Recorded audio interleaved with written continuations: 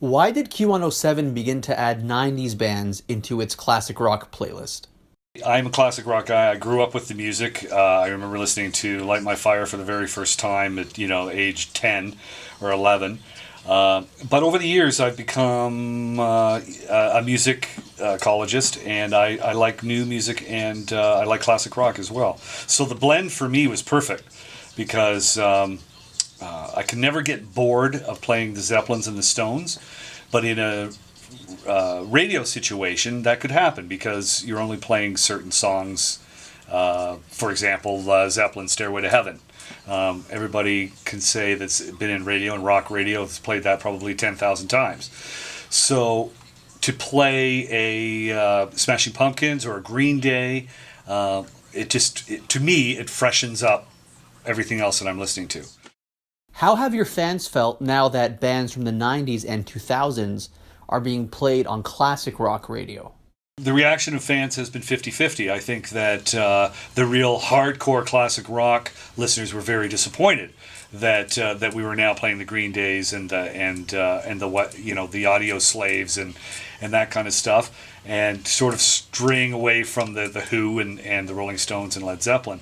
But on the other hand, there's also the population that does like a variety of music, and I really think that Q107 is doing a good job with the new and the old, blending it. But there was disappointment. There's no doubt about that. I mean, you can look at the texts, and people still say, why are you playing Alanis Morissette? Well, the woman sold, millions of records, and she is popular. Just because, one radio listener doesn't like her music doesn't mean that we're not going to play it.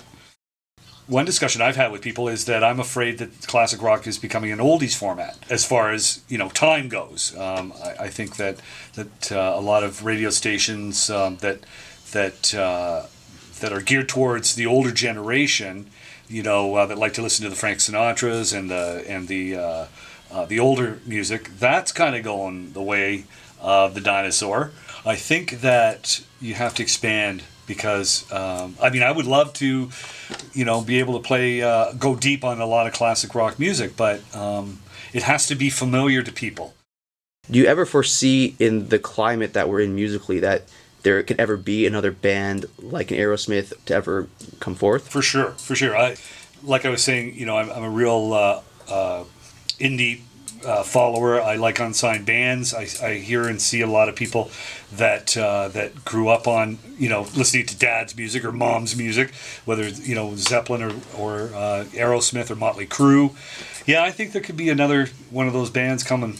I think that the younger generation gets the energy in the music, and I think there'll be a revival in the future.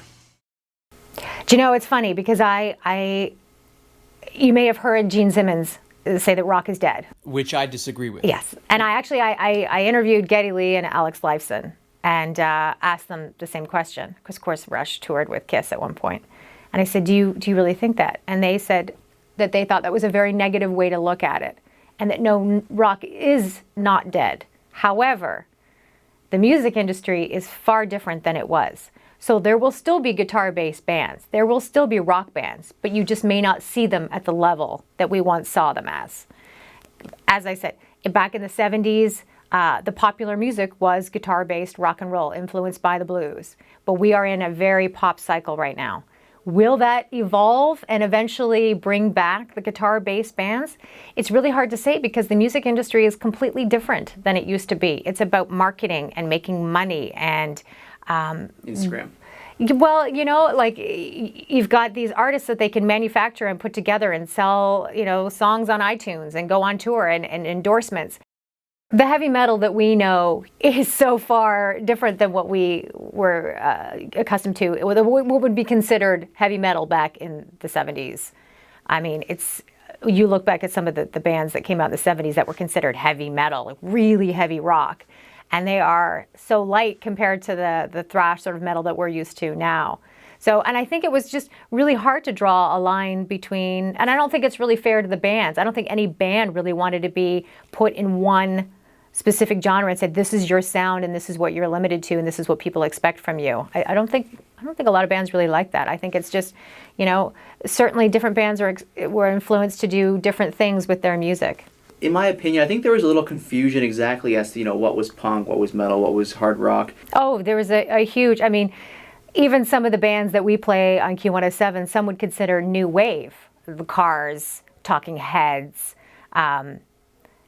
So I think that it's really hard to draw a line between these types of, bands, punk, because they all were influenced most likely from the same bands. They just did a little bit different. But I think they all sort of influenced by the same basic principle of that guitar-based rock and roll. And certainly the heavy metal that we know now is completely different than the heavy metal that was considered heavy metal back in, the 70s. Classic rock really depends on, sure, it has to be guitar-based. It's a guitar-based rock and roll band. I don't think it necessarily has to be blues-based, but I do believe that it is really dependent upon an individual when they grew up.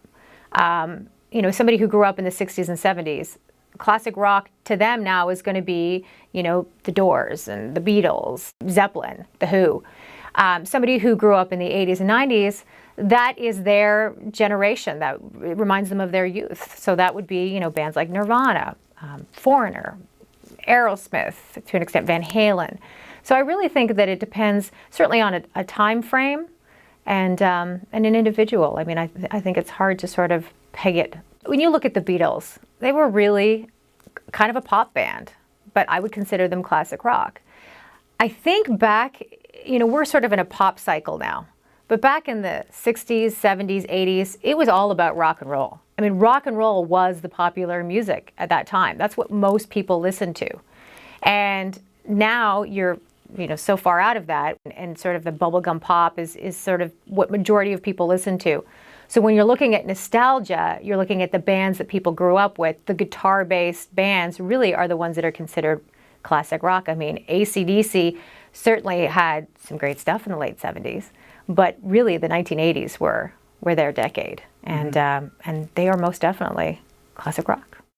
When people buy albums, you think back when you bought an album, you listen to that album from beginning to end, and you learn to appreciate every song. And maybe a song on that album that no one ever heard on the radio meant something to you, but not something to somebody else.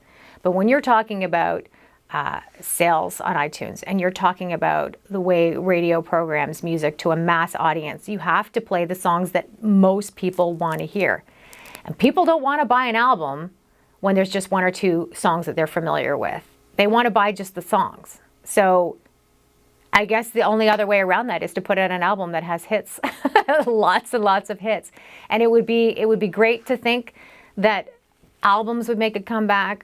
Because there was something about, having a record album and the cover and the artwork and just sitting in your room and listening to it and looking at the pictures and reading the liner notes and all that kind of stuff.